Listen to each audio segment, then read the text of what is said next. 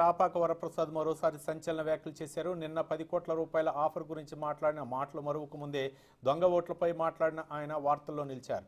సకినేటిపల్లి మండలం అంతర్వేదిలో వైసీపీ కార్యకర్తల సమ్మేళనంలో రాపాక వరప్రసాద్ సంచలన వ్యాఖ్యలు చేశారు. బయటి ప్రాంతం నుంచి వచ్చిన వారు తనకు మద్దతుగా చింతలమూరిలో దొంగ ఓట్లు వేశారని రాపాక వరప్రసాద్ తెలిపారు.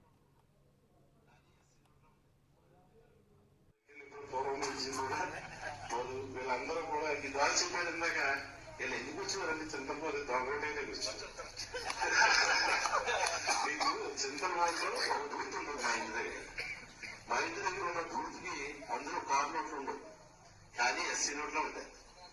ఎవరు కాదు ఎవరు ఏం చేయండి అక్కడ ఏం చేయలేదు. ఏం చేయలేదంటే సుభాష్ తో పాటు మొత్తం రిటర్న్ వచ్చేసి పొగ కూడా 5-6 చోట్ల వేసింది.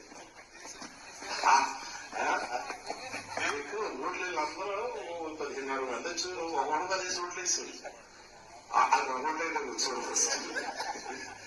అది నాకు గెలుపునప్పటి నుంచి కారణం అంటే అప్పుడు మెజార్టీ ఏదైనా నంబర్ వచ్చేసింది. అది లేకపోతే కదా ఆ పరిస్థితుల్లో యూత్ అంతా కూడా